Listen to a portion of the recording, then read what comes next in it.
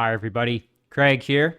Welcome to episode 16 of my 1.5 versus 6 Age of Wonders 3 playthrough series. In this series, I'm playing against a team of 6 Emperor AI, although I did begin the game with an AI teammate set to Lord difficulty. In this series, I'm playing as the Goblin Rogue, Gnulsa Nightstar. In our last episode, we took some kind of major risks actually, and we, in my opinion, got pretty lucky. I think we had sort of good fortune on our side. In particular, let's see if I can find it. Yeah, it was up here. We actually did a battle for this for Forgotten Sanctum, or Forbidden Sanctum, excuse me.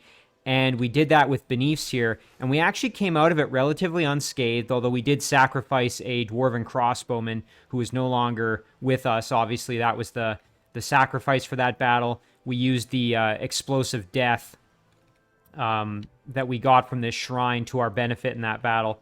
And we got some pretty good rewards out of that. And then we also got, in my opinion, extremely lucky when it came to our underground situation.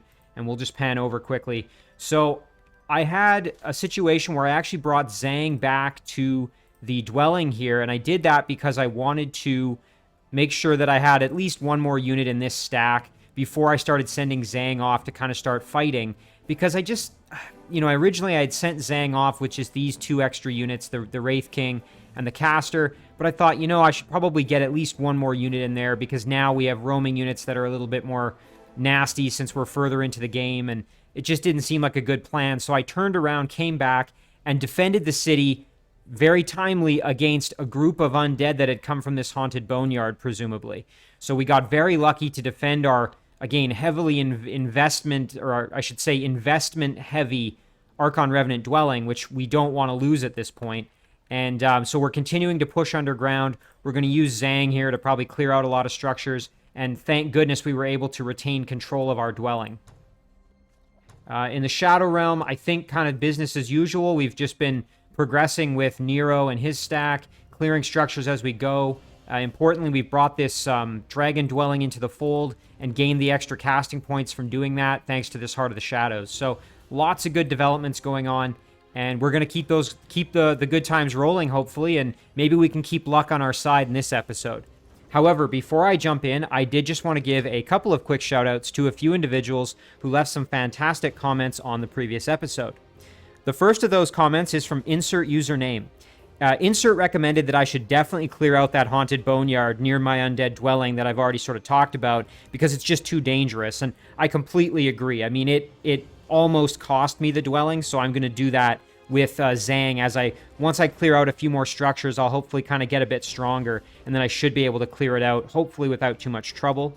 Insert also pointed out that I had sort of forgotten about a mission I had given my Eastern Galleon fleet. So if we pan over, I have 2 sets of Galleons. This one here who's, again, not in very great shape, but they're out to the east. And then I have another set of Galleons that I believe is, yeah, right here. So we have this set of Galleons, and this one actually, thankfully, does have a builder with them to keep them maintained. So my Eastern Galleon fleet, though, if I pan back over, so originally when I started last episode, they were sitting like right around here. And I completely forgot that my intention was actually to go out and clear this pirate's nest, if at all possible, and maybe even try this one out eventually, although I think this one that my cursor is over was more well defended, so I think I was a little more hesitant. But this one I remember being not very well defended. But of course, when I started the episode, I totally forgot about my previous plan. I cleared out this oyster reef structure here and then continued south, and I've now kind of committed to sending them over, as you can see, to this pirate's nest. So what I might actually do is go clear this one and then perhaps turn around, go north, and maybe see if I can, clear some other structures and perhaps maybe even get back up here, because it would be good to get rid of this as it is threatening my dwarven city of Skorald here. So again, thank you to Insert for reminding me of what my previous plan was that I had totally forgotten. The next comment here is from Albtrom. Albtrom had a good reminder here to remember that a lot of support units do have abilities like Dispel and things like that. This is in reference to a battle where I believe it was with this stack. I had this Spider Queen. I think we were battling maybe the gold mine, and my spider ended up getting frozen. but I completely sort of neglected the fact that, just as an example, my priest here has Dispel Magic. And so that might have been a way to actually free up the spider and have it still be able to, do its thing and maybe try to level up. Fortunately, we were able to get enough experience in the battle here against these wisps, and the spider is now evolved into a Spider Queen. But still, a great reminder from Albtrom there. Albtrom also had a point here regarding that Sanctum battle, which, again, did go very well for me, but Albtrom actually pointed out that I sort of did that dwarf crossbowman kind of dirty, and I totally agree. I mean, I just kind of threw him to the wolves, which was maybe not the nicest thing to do.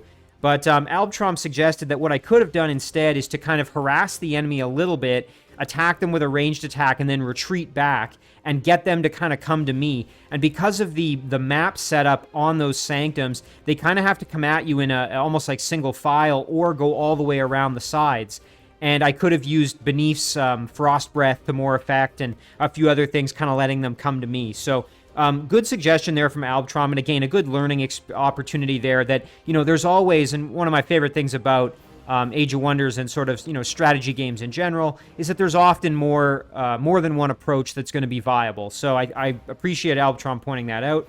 Finally, Albtrom had a point here that I need to be very careful when it comes to positioning a unit right next to this cave entrance.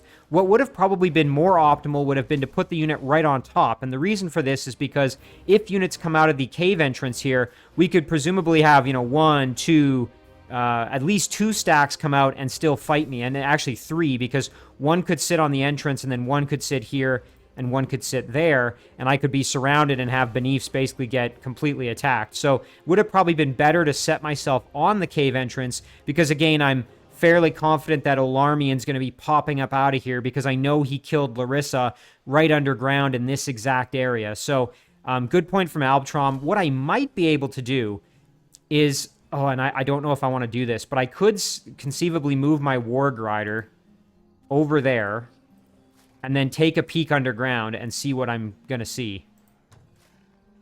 Okay. So yeah, and there's Alarmian. We can see that Alarmian has a dwarven city there, and we know that this one was previously human and Alarmian took it out. So basically we know that Alarmian has a presence right here. So I think what I'll do is I'll go back up above ground, and I think if I leave my my Warg Rider there, that will actually be okay, because if the Warg Rider comes under attack, it should pull Beneaths into the battle, I think. Although, now I'm second-guessing that. I'm not actually 100% sure if that would happen. You know what? Okay, I mean, again, we might pay the price for this, but let's regroup there, and we'll just hope that that doesn't happen. If it does, I mean, I'll have to try to fight my way out of it, and we'll see what happens. But in any case, a big thank you to both Insert Username and Albtrom for the excellent comments and suggestions. So let's dive into the episode. Again, we've kind of worked with Beneaths here, and we're unfortunately going to have to leave Beneaths stack right here. So we'll just keep going. We were pretty much finished our turn. We had a lot of join offers that we really weren't going to consider at this point. We'll just double check here if there was anything that might be something we might consider. Yeah, obviously not with roaming units in the vicinity. We're not going to bring this one in. Now, this is one I would definitely consider.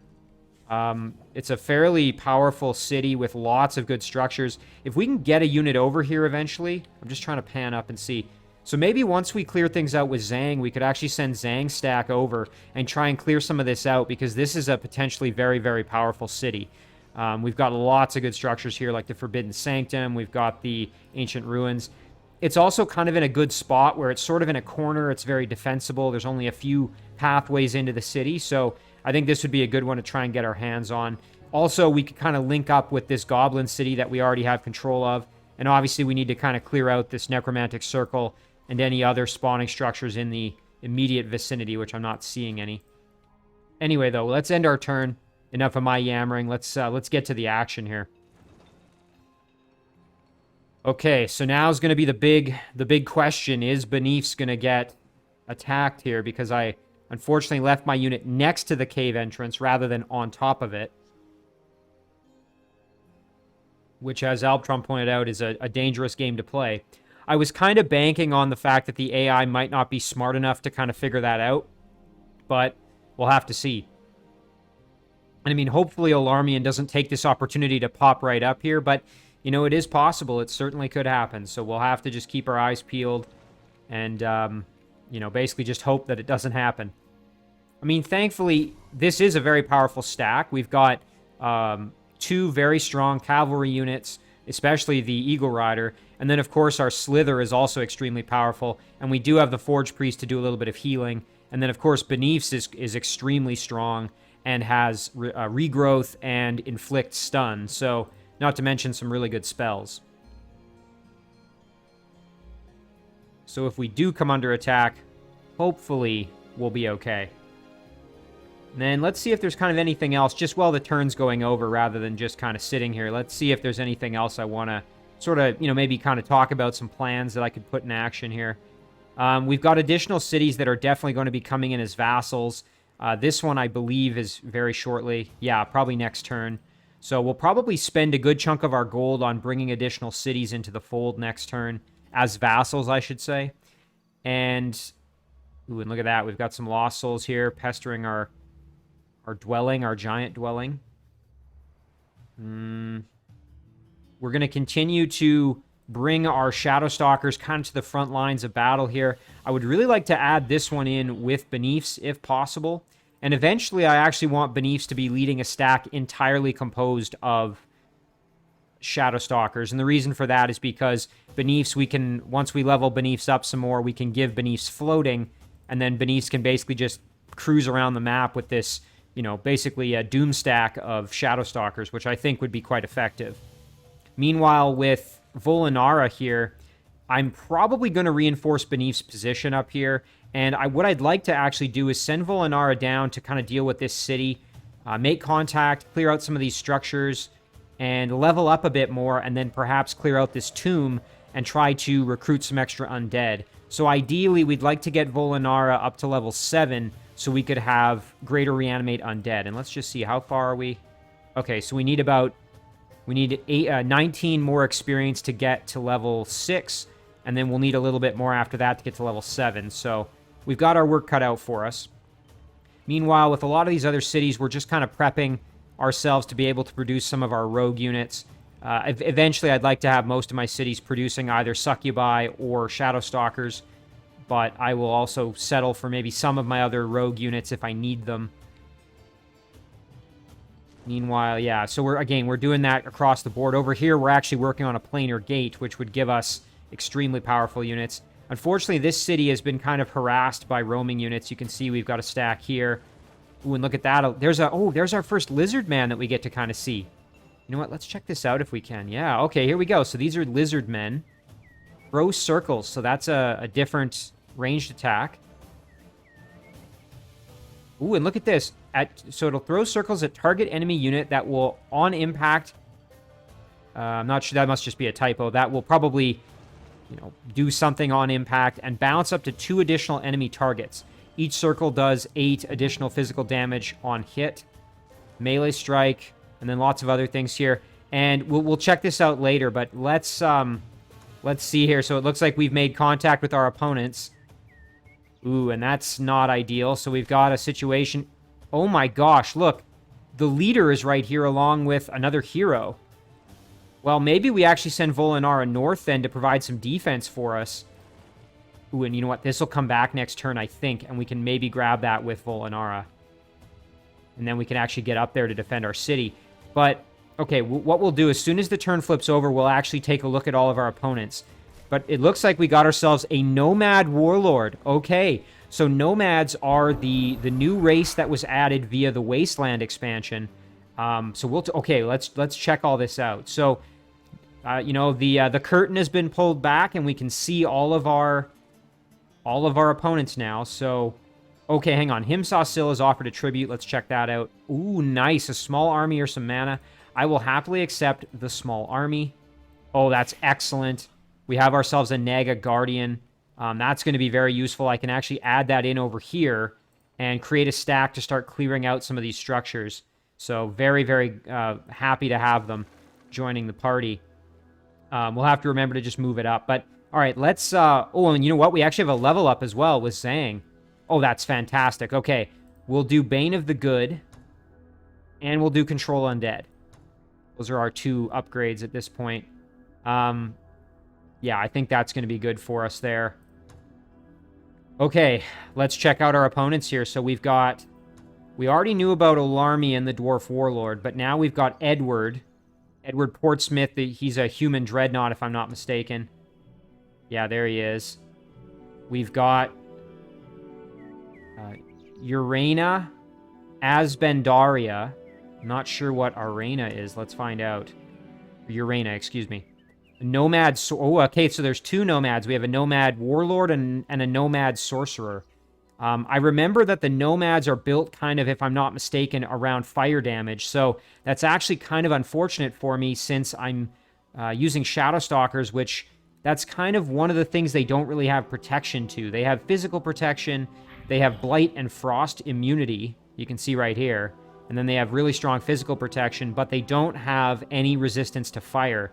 So that actually is kind of unfortunate for me, but we'll just have to keep working on it. This is actually where maybe having some Necromancer heroes isn't the worst thing ever, because Necromancers do provide a little bit of fire protection with their, I think it's called Protection from Light, along with Spirit Protection, which actually benefits the Shadowstalkers quite well.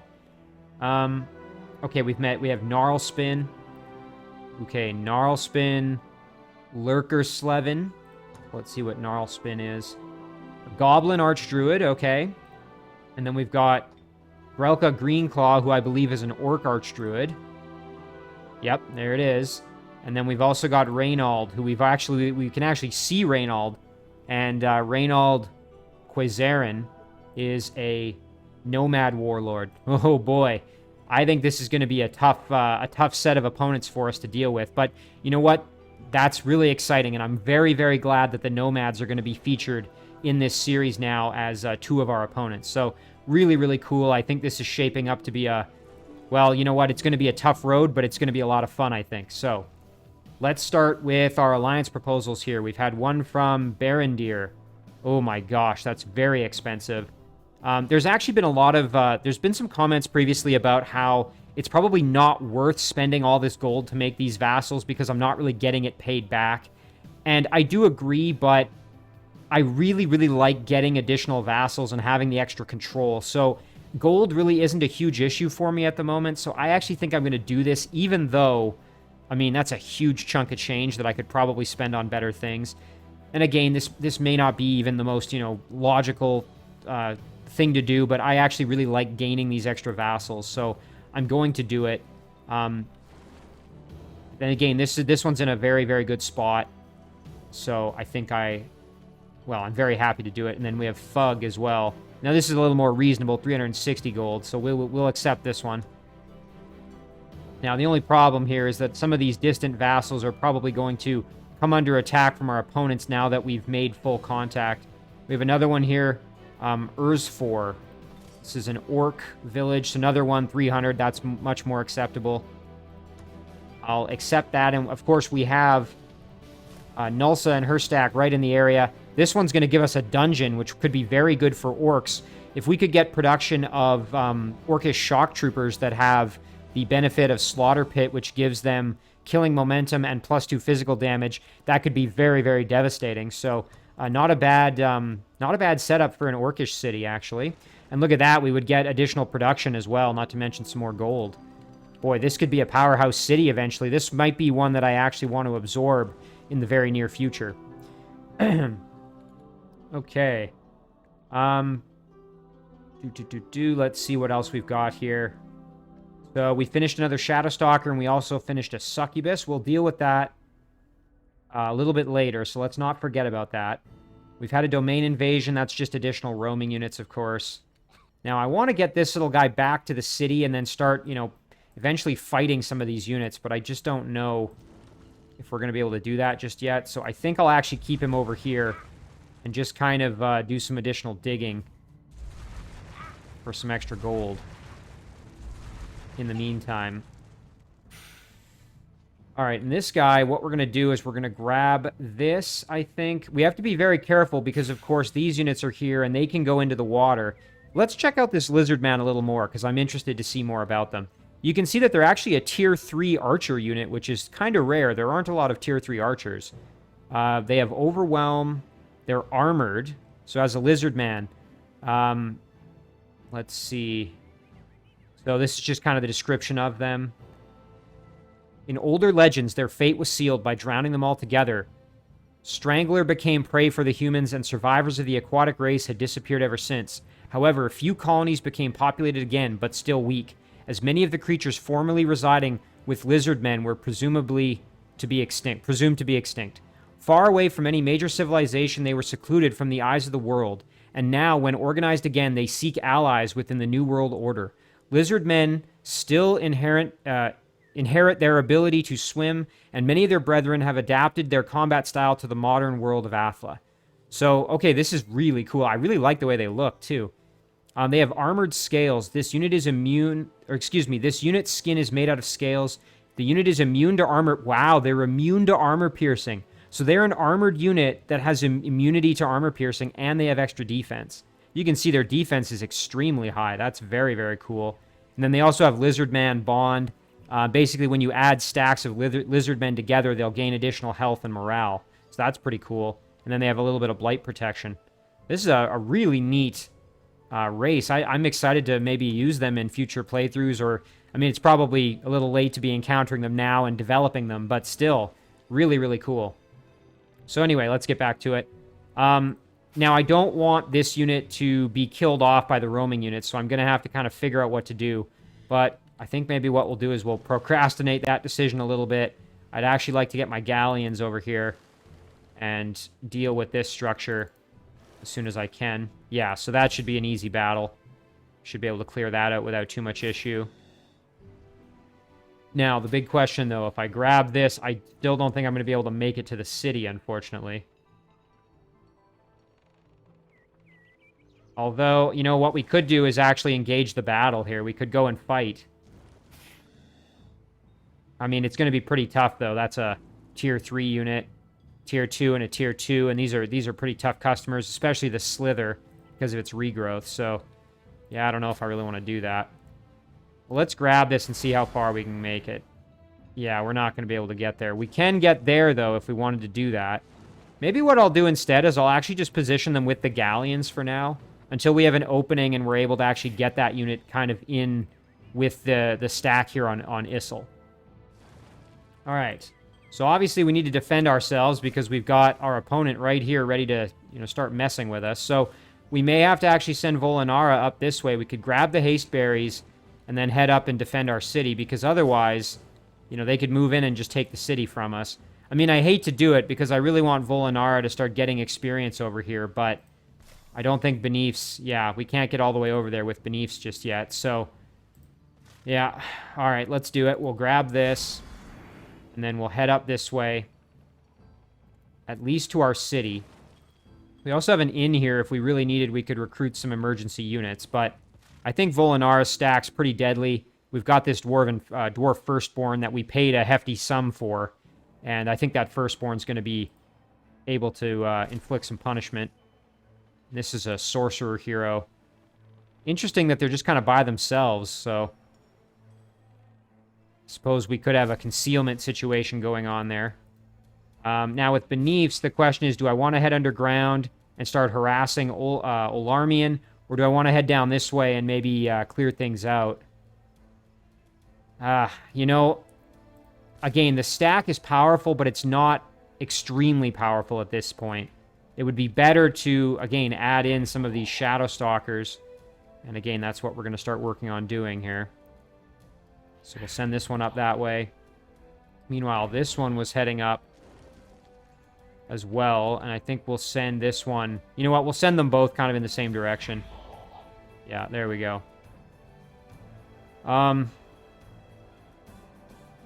So yeah, now what to do with Beneaths? That's the big question. I mean, again, I want to make contact here and start bringing this city into the fold. Wouldn't be bad getting this watchtower to improve our vision range. But I'm also tempted to just kind of head underground and start harassing Olarmian cities. The problem, though, is I just don't think Beneaths is strong enough at the moment. So I think what we'll do is we'll actually hold off. What we'll do instead is we will grab this watchtower, and hopefully that will give us the vision range we need to keep our eye on that tunnel entrance. All right. So we're going to step back. And then what we're going to do is we're going to blast the Predator. Try for a stun. There we go. We got the stun. That's what we were after. Our Eagle Rider is in good shape, but could use a little extra health. What we'll do, though, is we'll do some damage with our Forge Priest and get the kill. And then I think we're just going to hang out and kind of let them come to us. Yeah, so there's the pounce. I was expecting it to land on the Forge Priest. So then we can do a heal. We can fly around here and attack the cheetah and do some damage, get the kill, no problem at all. Meanwhile, Benice can blast the cheetah for some big, big damage here. And that's exactly what we'll do. We'll slip away with the Slither just to get our health back. Yeah, excellent. And then should be able to, yeah, oh yeah, get the kill, no problem at all. Okay, there we go. So that's great. Now we can at least kind of see if Olarmian pops up out of here and starts heading down towards our hopefully soon-to-be vassal. And then, yeah, with Benice, I think we'll just kind of head down and try and make contact here. You know what? We might even want to do that. Ooh, the only thing is then that unit's not going to be in our stack, so I think maybe we'll hold off. I was going to send the Eagle Rider down just to cross into the border. Actually, I think we can do that. I think if we go like this, and then we go like this, we can negotiate. Ooh, and they're not going to...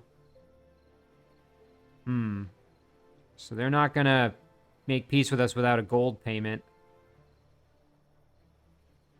Yeah, okay, we'll do it. I mean, again, I hate spending gold on that, but we'll do it.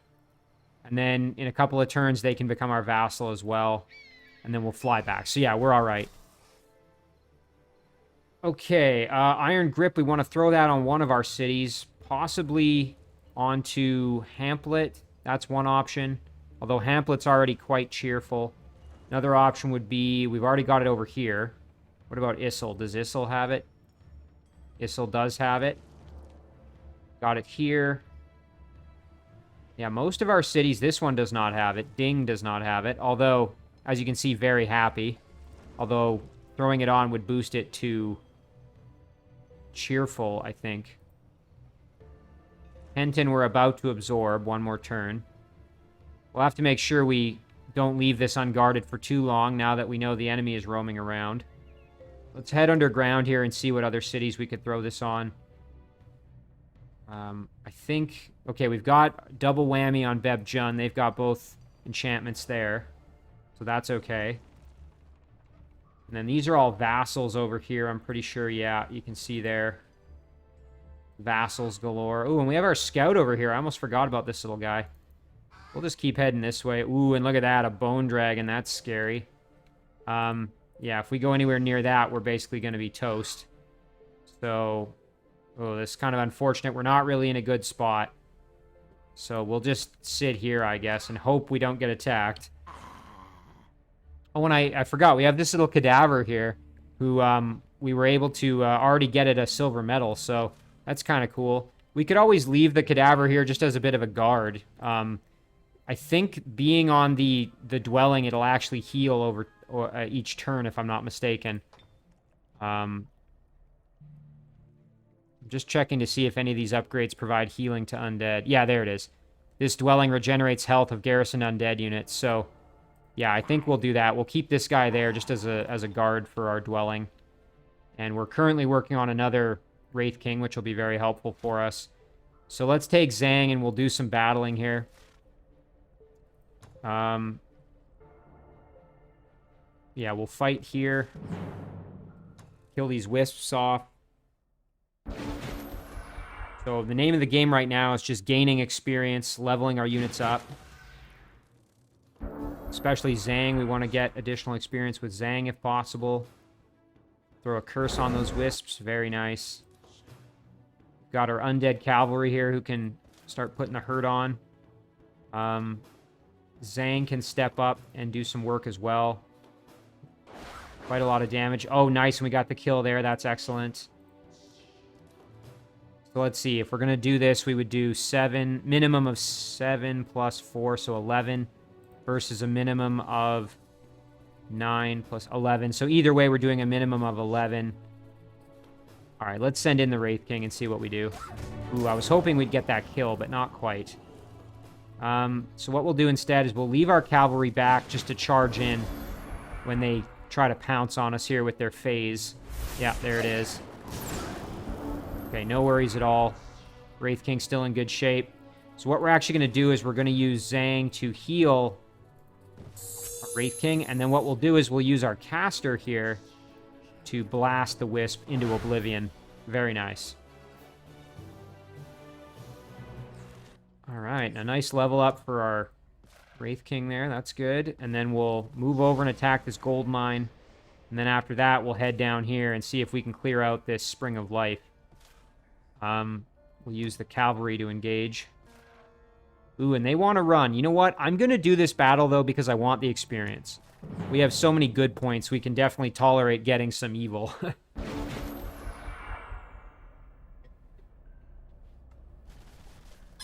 So yeah, I'm doing this one particularly because I want the experience. All right, so let's see. We've got... Okay, we have to watch out for the farmer because obviously our cavalry are going to be vulnerable to the attacks from them as they are pikemen. I think we'll attack the Jester here, and then we'll send our Wraith King in to just get the kill. Very nice. And then what we'll do with Zhang is I think we're actually going to retreat Zhang back just a touch because we actually are maybe not in the greatest of condition here. We want to keep getting experience, though, so... You know what? We could step up a little closer. Ooh, and we're going to have to get... Yeah, we're going to have to get in range there if we want to... Get in attack range, I should say, if we wanted to do some damage. So we'll just wait. And there, that's what I was hoping, is they'd go after the Wraith Kings, who can totally tank the damage, no problem. As you saw there, very nice. Meanwhile, we can basically move in and flank the Night Watch for some hefty damage. Yeah, I think that's what we'll do. Excellent. And then... Just looking to see what else we can... Oh, yeah, let's do a cavalry flank here on the farmer. Oh, and I didn't notice that. That was an oopsie on my part. That's okay. I mean, we took a little bit of extra damage, but nothing we couldn't handle. Just a stupid attack of opportunity I didn't really see there. And then what we'll do is we'll actually throw a curse on the Night Watch for the experience, which, again, we got a level up, which was great. You can see that there. And then we'll do this to get our health back. Thanks to Lifesteal. So yeah, that was kind of silly. The cavalry took an attack that they didn't need to, but that's all right. And there we go. We're recouping our gold a little bit. And then, yeah, let's head down here.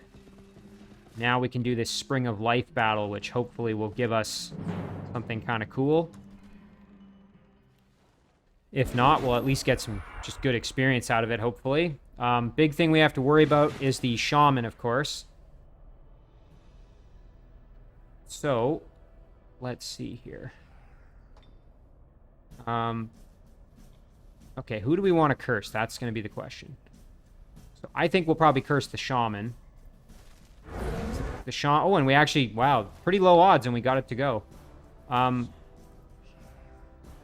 We'll throw a heal on the cavalry, even though that's not really taking full advantage of the heal. And then we'll put our Wraith King out in front. Alright, so they're not going to come at us. We're going to have to go closer. So, let's see if perhaps we can get in there just a little bit. Again, we don't want to do anything stupid in this battle, that's for sure. Okay, they're still not going to come at us, eh? Alright. So, I don't think Entangling Touch will work on my Wraith King. I'm not 100% sure about that, though. Let's see if it will. Okay, I didn't think they could do it, so that's fine. What we'll do now is we'll park our Wraith King right here in defense mode. We'll throw another curse. This time we'll actually throw it on the Fell Horse. Nice, and I was hoping that would reduce the movement, so then it couldn't come in and flank, and that's because the Fell Horse does have some fire damage, which our undead are obviously a little bit more susceptible to. And then what we'll do is we'll bring our cavalry in, kind of like this, along with our hero. We want to keep our hero kind of out of the danger zone. Now, let's see what happens here. Okay, tried to entangle my cavalry. Hero's tanking some damage. Ouch. And we took a fair bit there, so that obviously not ideal. We'll kill off the hunter there. Then we've got the shaman who needs to die. And of course, we've also got the fell horse and the hunter over there who need to die as well.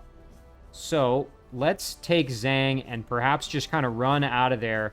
We can even grab ourselves a corpse out of this if we really wanted. Let's see. Yeah, we're not going to kill the shaman, but we'll be close at least. We'll do some fairly hefty damage. And then you know what? We could actually just get the finish with Zhang. I'm just a little concerned about this hunter. Putting some work in on Zhang. I don't want Zhang to die. Obviously, that would be pretty devastating for me at this stage. So, yeah, if we do this, unfortunately, I don't think we're actually going to get the kill there. You can see we would do a minimum of 8 and a maximum of 12. And that's only because we're getting the flank. So once the unit turns for the second attack, we won't get that full damage. So I think what we'll do instead is... And then, yeah, with the Wraith King, I think we'll just do that. We'll park in defense. Oh, you know, this is kind of a tricky situation here because I don't want Zhang in any unnecessary risk, really. So I think we're going to retreat back like this, and then we're going to do this. Hopefully Zhang is okay. Yeah, okay, we're fine. Okay, no worries at all. We got it sorted. We'll drop a nice big heal on the cavalry there, bring them almost back to full health. And then our cadaver here can step in. Actually, you know what? Let's get Zhang in there to do the... Try and get the kill here if possible.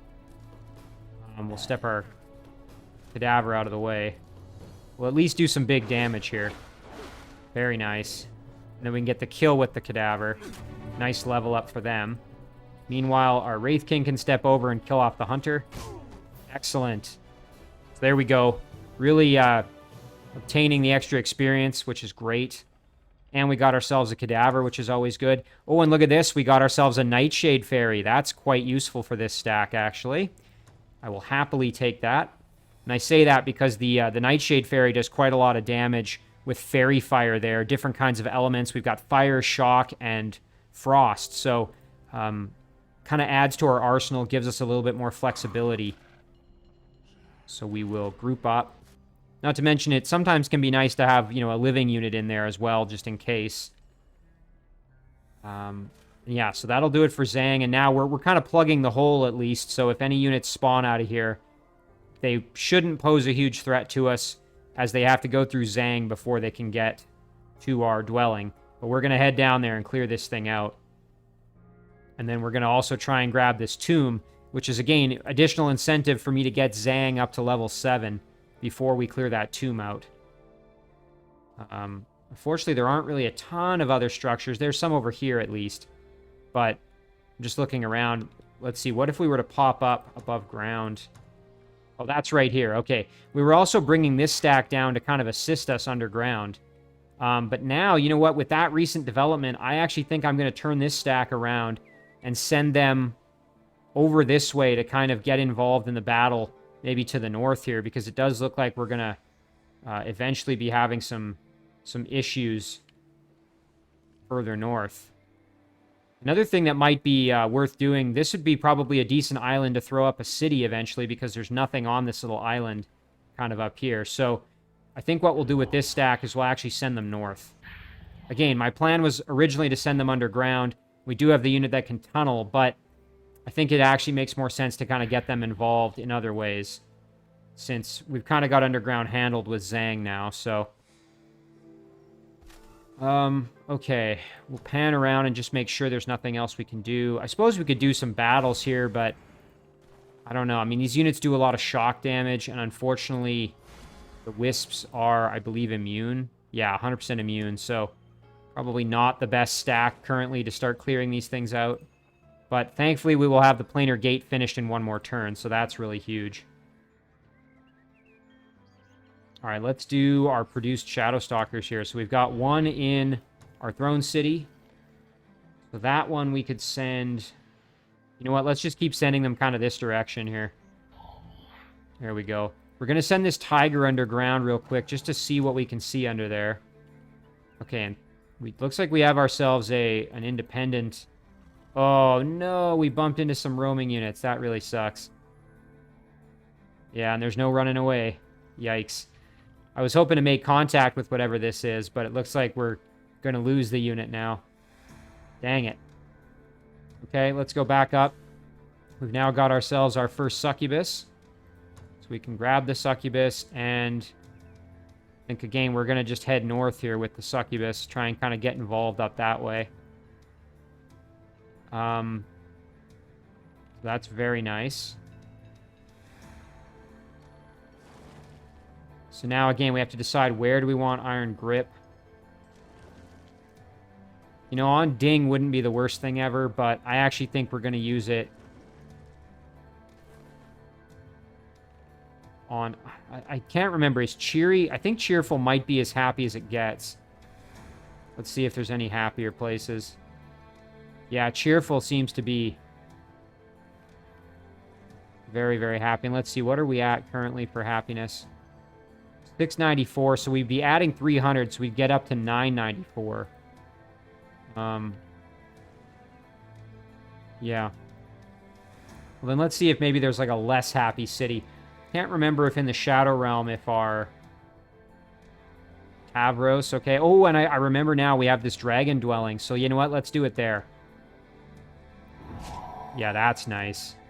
That's going to speed up production just a little bit thanks to the happiness here. You can see now Cheerful. That's going to make a difference. Oh, yeah, and we have Nero to do some work with as well. I almost forgot. So we've got ourselves a Forbidden Sanctum. Let's take a look inside and just see what we're up against. Ooh, that's a little scary. We've got ourselves a King Shock Serpent, a Banshee, a Nightmare, and then 3 baby Shock Serpents. Not to mention Mass Curse is going to be applied, but most of our units are undead, so that won't be an issue. It would affect our Wyverns, however. You know, I'm tempted to do this battle.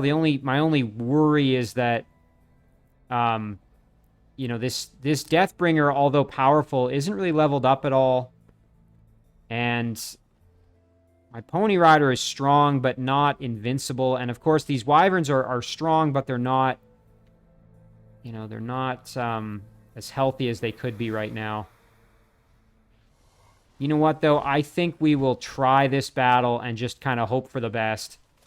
I think it's worth trying it out. If we could Ghoul Curse this Shock Serpent, that would be absolutely spectacular. I mean, again, pretty unlikely, but you never know.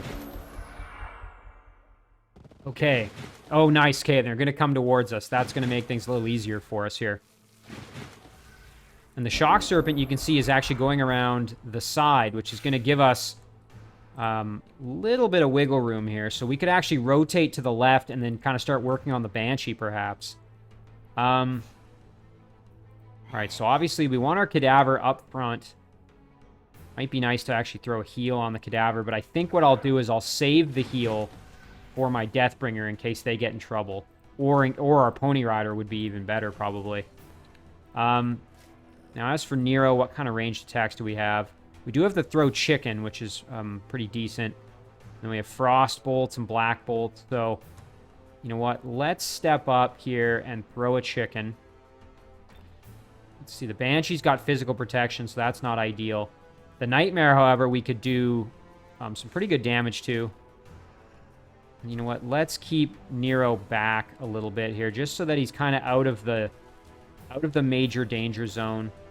Fortunately, that's going to put us out of range for our attack, however.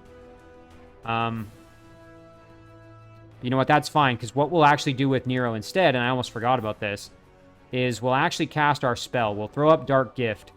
That's going to just give us a little bit better odds and the chance to inflict Curse. So, There we go. That's going to help us out in this battle, I think. Now, our Wyvern, we could go in and attack. My only worry with doing that is that's obviously going to put us in some risk. So I think what I'll do instead is I'll kind of just group up over here. Yeah, and give ourselves kind of an opportunity to let them sort of come to us a little bit. All right. Let's see what happens here. Oh, and I forgot about phase.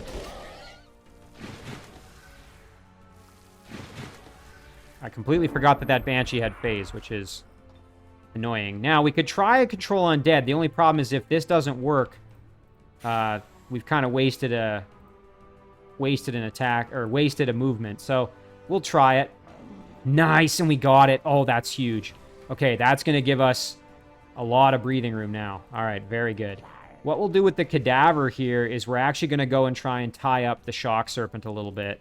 Now, the big question is, do I want to attack, or do I want to just put myself in defense and hope that the shock serpent's going to go after me? Because if I attack, I mean, the cadaver will probably die or get stunned, but it'll use up some of the shock serpent's movement, which is kind of huge. So we'll think about that before we end our turn. Now, over here, let's see. Okay, we could attack the Nightmare with our Pony Rider here for a nice flank shot and do some pretty big damage. That's not so bad. Yeah, I like that. Yeah, let's do that. Okay, there's that. Okay, dead. That's great. Now we've still got these baby shock serpents up north here we got to deal with. Gold Wyvern can do some big, big work and has a chance to daze them, of course. So you know what? Let's do that. Excellent. Got the kill there. Have to watch out, though. Our Wyvern is shocked, which I believe means takes more damage. Yeah, takes more damage from shock. So obviously if the shock serpent ends up going over there, we're going to have to watch out. I think with our other units, we'll probably just...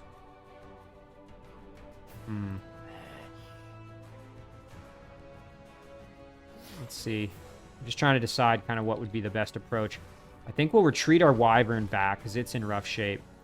And we'll keep our Deathbringer kind of out of the way.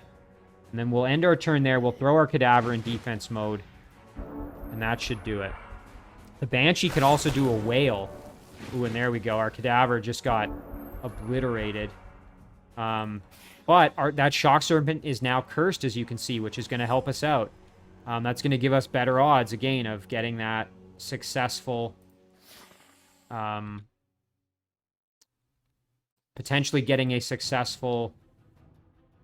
Oh, and look at that. We have a 70% chance to inflict despair on that Shock Serpent. Oh, that's incredible. Okay, we really got to try and play our cards right here now. So, all right. And Nero's a little bit beat up, so we do have to be kind of careful. Whoops. Sorry for panning around there. I kind of misclicked. I would like to kill off these Shock Serpents and just kind of get them out of the way. Could use the Pony Rider to do that. Wouldn't be the worst idea. There, now we get a charge bonus as well. Okay, that's great. That's dealt with. And yeah, they'll be able to survive the attack from the Shock Serpent if it does happen. So I think what we might do instead is just do this. There we have another Cadaver at least to kind of help us out. Our Wyvern we can sort of position... Ooh, you know what? We don't want there. Yeah, alright. I'm feeling pretty good now about this. I suspect that the Pony Rider's going to get attacked, probably. Okay, went after the Cadavers. That's actually perfect. Okay, so now what we'll do... We'll move the Banshee over like this. And we'll do the Whale, which shouldn't hit any of our Wyverns. It'll just hit the Shock Serpent and the baby Shock Serpent, hopefully. Ooh, okay. So there, it's now got Despair. Look at that, 9 resistance. It's got Despair and Curse. So now it has a 20% weakness, Spirit weakness. So if we were to try, we have a 72% chance to inflict Ghoul Curse. Oh, I hope that works. Oh my goodness. I don't think Nero has anything. He has Inflict Curse, but he doesn't. That's because of Dark Gift. He doesn't have... Unfortunately, he doesn't have Inflict Despair, which we could try and stack. But, you know what? I think that's fine. What we'll do now is we'll step up and we'll give it a shot. Throw on a War Cry. We'll step up. Here we go. Come on. Nice, we got it. We inflicted Ghoul Curse. Holy, we're going to have ourselves a King Shock Serpent. That's incredible. Okay. That's amazing. All right, so now we can just do some flank attacks here to get the kills. So we'll send our Fire Wyvern in to just kind of flank here. There's a nice level up for our Fire Wyvern as well. Let's see, who can we heal here? Who needs the health? Probably our Pony Rider. And then I'm just kind of looking at who can contribute here to getting some kills. So yeah, I think what we'll do is we'll heal the Pony Rider. Big health boost there. And then what we'll do is we'll get the finish with some of our other units here. We could actually devour a corpse, which would help us out. And this is the corpse of that King Shock Serpent. So let's do that. And then we'll fly over here and get the kill. Amazing. Oh, that's just spectacular. Oh, and look at this. Summon Earth Elemental and some extra casting points. And you know what? I will take this because currently I don't really have any decent summonable units aside from my scouts, my Grimbeak Crows. So although this is a big gold boost, I'm actually really happy to have a summon spell. So I will take that reward. And look at this. Oh, we have a Ghoul King Shock Serpent. That is just spectacular. Not to mention a Banshee and another Cadaver. So, oh, I am so stoked on that. That is very, very good. Okay, so now with Nero, we're going to just continue heading down here because we want to clear this structure out. That is for sure. So let's do that. We'll head straight there. Oh, and look at that. Right in time as we've got ourselves these pesky fire elementals who are, you know what? They're going to pose a bit of a threat to us. You know, we're going to have to actually be kind of careful. I might even keep this Wyvern with this stack just so that we have the extra power if we need it in this stack, because I don't want anybody getting killed. So Nero's stack should be able to handle this without too much trouble. We'll have to be careful, though, because obviously undead are a little bit weak to fire. So, and of course, this could conceivably come on through and attack our city again, which would be very annoying. Was really hoping that that wouldn't happen. I mean, if it does, we'll just have to reclaim the city yet again. But, I mean, that's so annoying. All right. Let's kind of think about maybe a little bit of production. So we have now Shadowstalker capabilities and Succubus capabilities in Hamlet. I think we'll just keep doing Succubus because that'll take a little bit less time. And it is nice to have one city producing Succubus while the rest are doing mostly Shadowstalkers. Tavros now. This is our Shadow Elf city that is in the Shadow Realm. Let's take a look at what's around here. It'd be great to expand our domain and get the Flowrock Quarry involved just to improve our production capabilities. So let's see what we would want to do for that, maybe. Siege Workshop wouldn't be bad. A laboratory would actually be really helpful, as then we could get the observatory. So you know what? Let's do the laboratory there. That's also pretty cheap on the gold front, so that's not so bad. Meanwhile, in Ding, let's see. What do we want to do next? Probably want to expand our boundary, our domain a little bit more, get this additional gold mine here, and then another one over there as well. Could also do a Rogue's Palace in 2 turns. That's not terrible. Could also do a harbor. This could be another city to actually produce. And that's kind of our eventual goal here is with this Flowrock Quarry. We eventually want to start producing some really powerful ships out of here. So I think Ding, I'm actually not going to worry about Rogue's Palace. I'm going to make Ding specifically for boat production. And we're going to eventually create the Flowrock Citadel here and just pump boats out like crazy. So I think what we'll maybe do is we might just build the harbor now. It'll only take us 2... Oh, but you know what? That's not very efficient. 91 production, it'd be better to do something else. Like the laboratory in 2 turns, or... We want to be more efficient. You know what? Let's do the Flowrock Citadel. That's a little more efficient with our production, because it's 125 versus the 100. So at least it's a bit more efficient. And we're going to need it eventually anyway, so... And what that's going to do, just to remind everybody, produced machine units have plus 10 health. So that's the big kicker, and because boats are considered machines, it'll just make our boats that much better. Meanwhile, in Umboku, I think we're just going to keep pumping out Shadow Stalkers, although we could also, at this point, pursue the palace, because I don't think anyone has actually built a palace yet.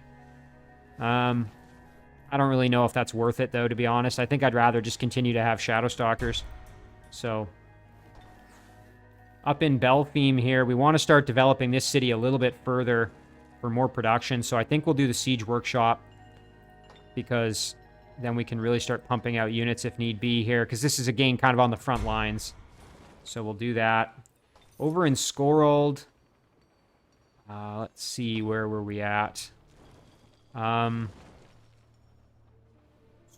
it might be nice to have... Well, we can make a bard or an assassin if we really wanted. Again, Planar Gate eventually would be great, although at this point, maybe not the best with our current gold. And again, this is where, you know, spending 600 gold on making that vassal may not have been the wisest choice, because now I'm a little bit more limited in my gold. I don't think we have any other means of acquiring tons of additional gold. We do have our units that we can continue doing some, you know, exploration and stuff with, but... Okay, so we haven't been to the underground yet. Let's at least go down there and see what we can see. Ooh, okay. Negotiate. So we don't have enough gold to negotiate with them, so we'll have to remember that. So there's obviously a town down there. Let's... Oh, you know what? There we go. Much needed. We grabbed a little bit of extra gold. Hopefully that'll help us out. Park up there. Let's go this way and see if there's anything we can clear out. Not that we can see just yet. What about over here? We've got this little monkey. We can head over here. We'll head down there and see if there's anything worth continuing to find. We also have... We've moved Gnulsa yet? I don't think so. No, okay, so we can do some work with Gnulsa. So let's head up and clear out this necromantic circle, because obviously that's going to be a bit of an issue. We'll do No Mercy, and the reason we're going to do that is because I have the opportunity to potentially use Control Undead on one of these reanimators. Which would be kind of nice. So, we'll step up with our apprentice here, as well as our Blight Doctor, because we want to use Weaken to our advantage if possible. And what... Ooh, whoops, I didn't mean to do that with the Ogre, but that's alright. I want to throw this on the Ogre. And then I'm going to throw the Nourishing Meal onto the Big Beetle. And then we'll let them do their thing. And that's totally fine.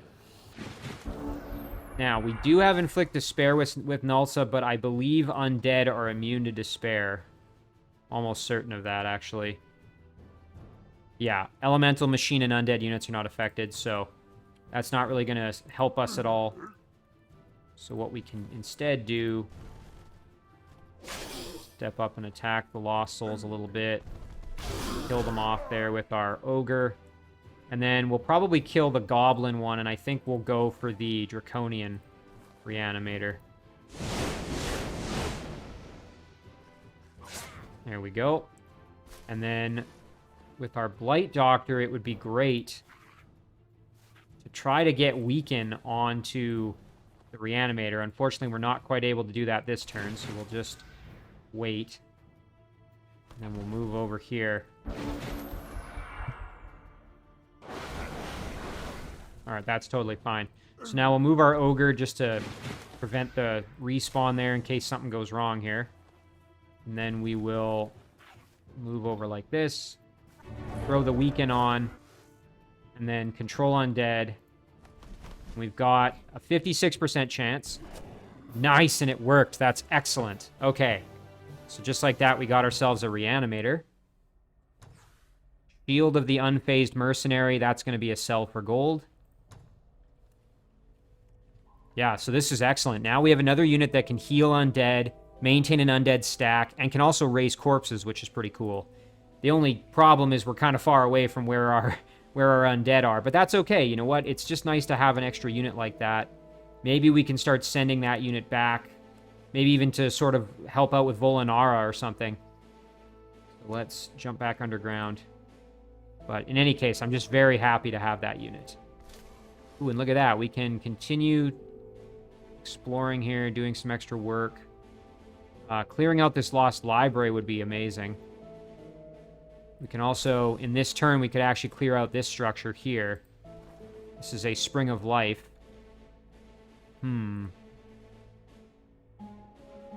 Or we could park right next to the lost library and do that next turn.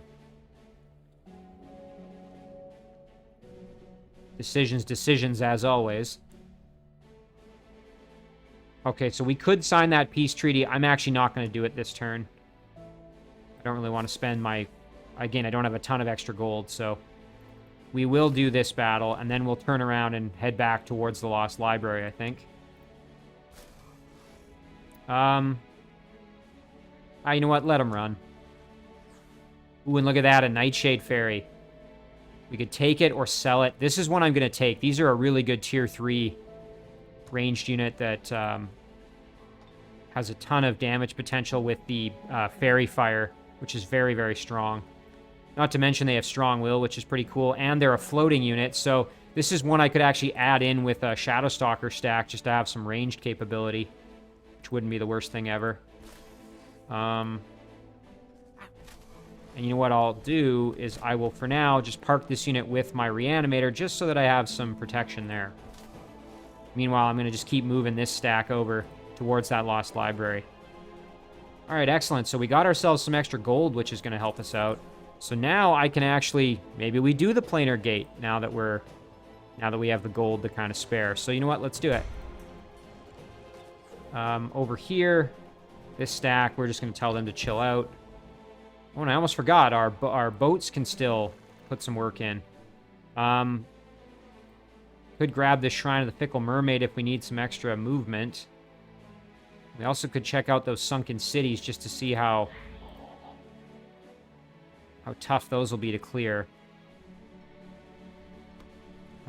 Yeah, so the big question now, what do I do with this Galleon? The stack of 3 Galleons. With the builder that we have. You know what, let's just kind of zoom out, pan around a little bit and see what we can see. Some structure over here. I don't think that one's been cleared out. We could kind of head this way and sort of go in the water along all these islands. Alternatively, I don't think anyone's cleared out anything over here. So you know what? We might head south. Kind of do that. So we'll grab our builder and we'll just kind of start heading that way. Yep. And you know what? We could even add in our Succubus into this stack and then maybe try some of these legendary ones. I'm not exactly sure how strong they are, so we'll have to see, but we've got options at least. We've got our scout here in the Shadow Realm, so let's keep doing that. Ooh, and there's a spawning structure. We'll have to be careful. As for Volanara, the question is, where do we go? I think we're going to hang out on the city here just so that we're not leaving our city threatened, and then we can start summoning another spell here. Actually, we could do a couple of things if we really wanted. We could do a Spiritual Freedom. We could do a Grimbeak Crow to just do some extra scouting. That wouldn't be so terrible. Boy, it would be nice if we could kill off Reynald here and kind of just hamstring him a little bit. Actually, we could start summoning an Earth Elemental, which would be pretty cool. Again, very strong unit. Pretty decent Tier 3 unit, so... And I believe it has regrowth, which is pretty cool. So, yeah, let's take a look here. So, if I remember correctly, we have physical protection. We do have blight weakness. That's the one thing that's kind of... you have to watch out for with them. But then you have frost protection, fire protection, oh, and of course, shock weakness as well. So, blight and shock weakness, fire and frost protection, and physical protection. So, you know what? This is a magical origin unit as well, which would be one that might be good to eventually add in with Beneaths, because Beneaths can heal them once we, of course, unlock the upgrade. We don't have Spiritual Freedom on here, which is kind of annoying. If we did, then we could summon the Earth Elemental in the domain of that city, and it would get the benefit of Meditate. So maybe we do that, and then start summoning.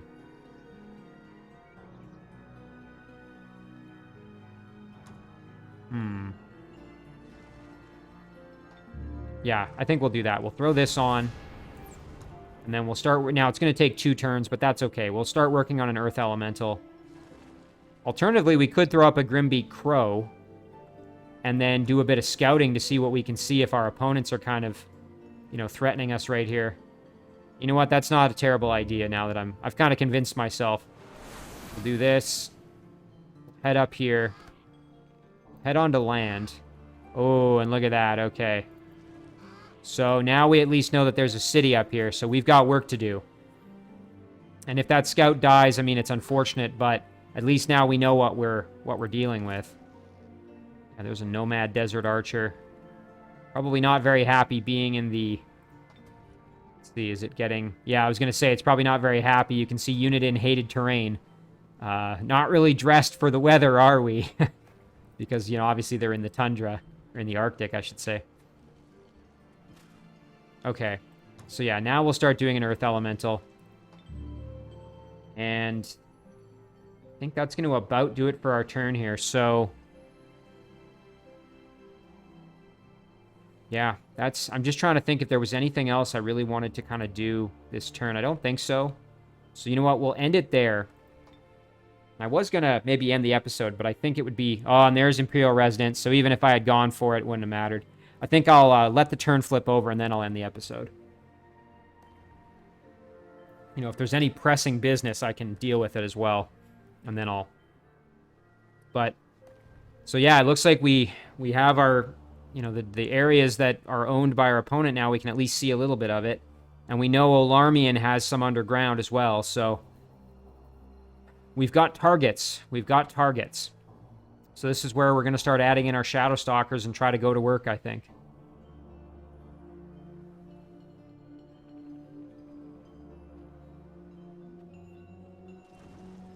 But boy, this game has gotten very interesting now that we know where all of our opponents are. Or excuse me, who all of our opponents are. We don't necessarily know where they are. Oh, yeah, okay, so obviously our Warlord opponent already has Phalanx units, as well as mounted archers, so... Yeah, he's gonna be a tough customer, that's for sure. And I suspect our scout's gonna get obliterated, but...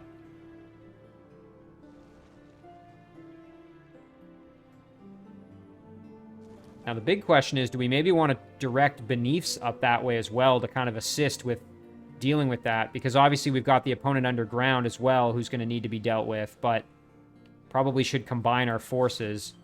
Volinar's got a pretty good stack here, but, you know, nothing incredible, but pretty good. I think we'll have trouble, though, if we go up against, you know, legions of Phalanx units or war breeds or anything like that. I think we're going to be in for a tough situation, so... We're definitely going to need the Shadowstalker reinforcements, and I think we're probably going to have to add Beneaths in and kind of do a 2-hero stack, maybe even with some extra units in the form of those Shadowstalkers kind of adding in. And then we can kind of try and carve our path north here. Alternatively, you know, we try and go underground with part of our forces, but I don't know if it really makes a lot of sense to kind of divide our forces at this stage. I think we're going to have to sort of commit and try to take these opponents down sort of one by one. Because quite frankly, it's going to be too daunting with all 6. It's going to be far too daunting for us to have to, you know, try and battle them on multiple fronts.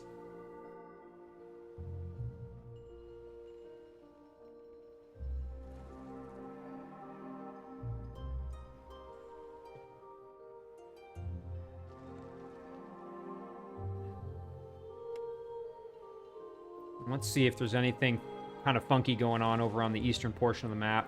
It would be nice to eventually scout down into this southeast corner, because I think we could probably have a fairly good grip on it. It doesn't seem like our opponents are in the southern portion of the map. It seems like they're pretty much exclusively in the northern part of the map.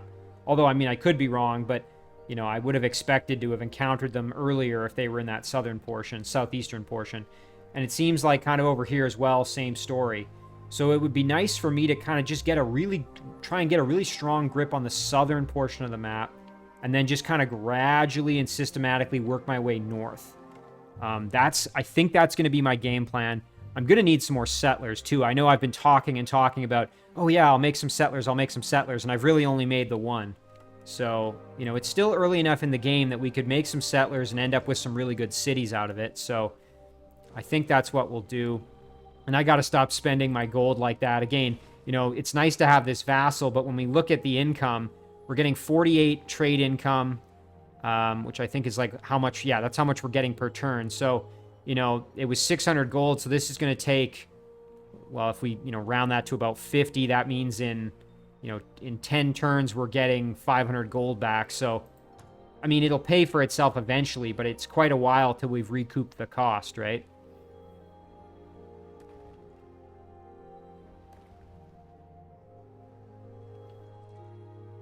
Although, thankfully, at least that one's a more developed city.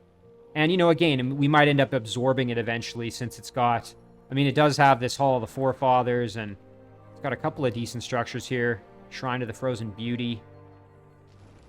That improves knowledge income. Got a Flow Rock Quarry over here that I think with expansion we could get our hands on. Raven's Keep. Ancient Ruins. So this actually has quite a lot near it. Fortunately, no Crystal Tree, which would benefit the dwarves, but... Although there might be one over here, I guess. Crystal Tree, because then you can make the, I believe it's called Enchanted Armory, which benefits your armored units.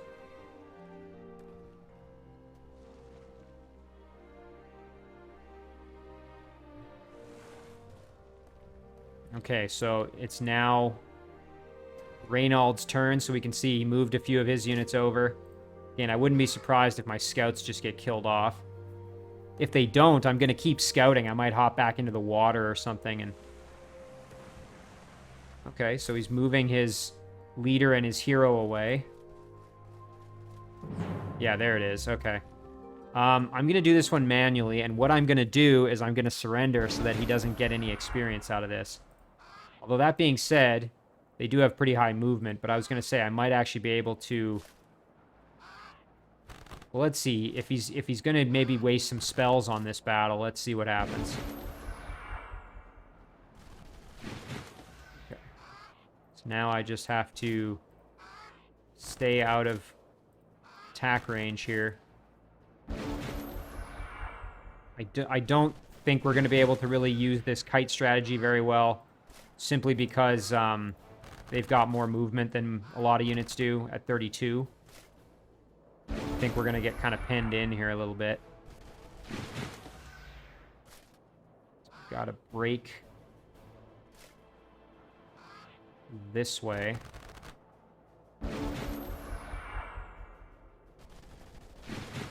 Okay, maybe we can cut back this direction. Nope, that's no good. What if we go right there? Yep, that'll be good. Okay. Trying to keep this scout alive. Okay, perfect. We did it. Excellent. So we were able to sort of kite them there. Worked out well. So I'd like to keep this unit alive so we can do more exploring and see kind of what his strength is and how, you know, well defended his city over here is. I'm going to assume this isn't anywhere near his throne. His throne is probably further north or off to the west or something like that.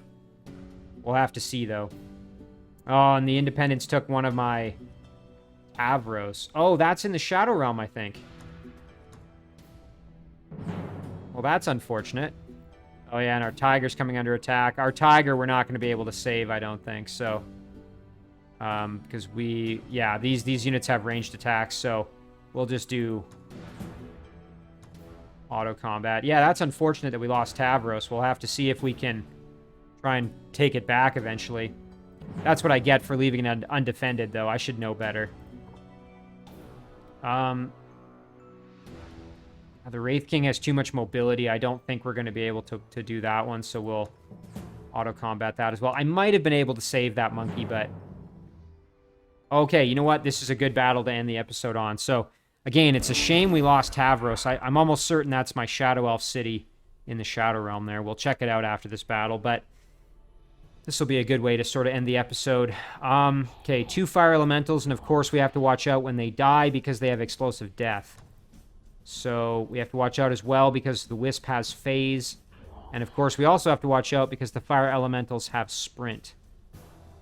So I think our Wyvern, we want to kind of keep out of this one a little bit because it's obviously not in great shape. I think our Undead are going to have to do a lot of our heavy lifting, in particular our Cadaver here.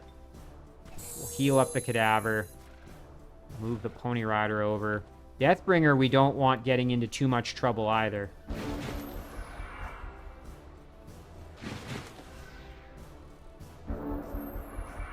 Alright, so what we're going to do is we're going to just send the Cadaver right up the gut.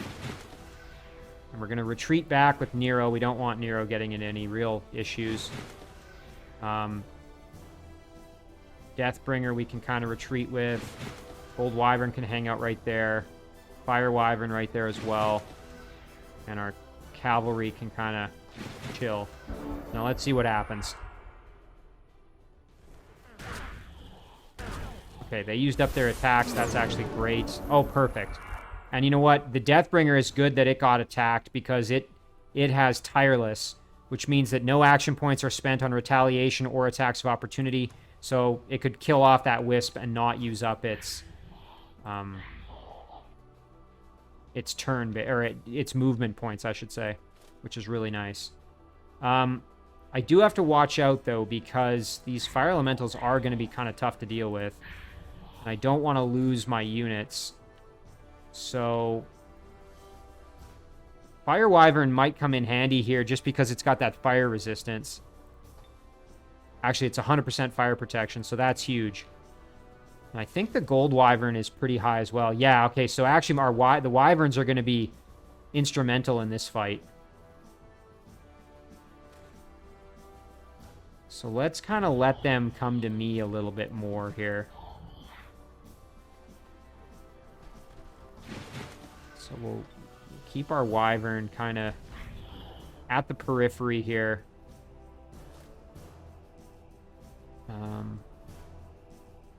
Alright, let's let them come. Alright, there. We tanked that hit, no problem. Okay, now we've got a good flank opportunity on this one. Fly in right there and do a flank. We can also ride up and do some work here. We have, of course, Frostbolt, I believe, which is going to hopefully be our best friend in this instance. So that's going to do 6 to 8 plus 1. So how much would Black Bolts do? Okay, Blight Protection. So yeah, we're not going to do that. So instead, we're going to use Frostbolts. I have to be careful with Nero, though. I don't want him getting too close to this fire elemental, of course, because that could end very poorly for me. So I think what I'll do is I'll actually send my Gold Wyvern in like this. Do that. And then that will actually allow me to retreat my cavalry back like this. And then I can do Frostbolts here and should be able to get the kill. Okay, excellent. And now the Wyvern is going to take some damage, but it's totally fine. It can survive that without too much trouble. And then the Deathbringer will just bring up as well. I just had to be very careful in this one. I didn't want to... Oof, okay, we took some hits there, but again, we're fine. We're going to do the same thing. We're going to flank here and then run with our Pony Rider away. Just have to make sure I don't want to get the kill necessarily, so we'll do this. Oh, dang it. Whoops. I didn't think that would do enough. I should have checked the math a little bit more closely. Thankfully, though, we didn't lose the unit. Oh, and look at that. Yeah, our Grimbeak Crows are going to be in trouble, so we'll lose them as well. Not a good round for our scouts, that's for sure.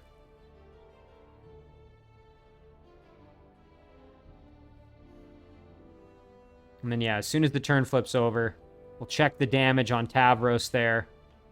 And then I think we'll call... Oh, so it was some shadow demons. So they might have come from up to the north over here, or presumably just looking around to see what other structures they might have come from. I really thought I had cleared this out pretty well. My guess is that they came from up here somewhere. Must be a spawning structure just north of our dragon dwelling. So, ooh, and look at that. Okay, we've got lots of things going on. An alliance proposal with a human city, another alliance proposal from a dragon dwelling. Some items have arrived. Let's take a quick look since we're on the turn. Nice. Okay, we've got the Totem of Health. We're going to sell this morale boosting item. So there, that's fantastic. Benief's now has 70 health, which is fantastic.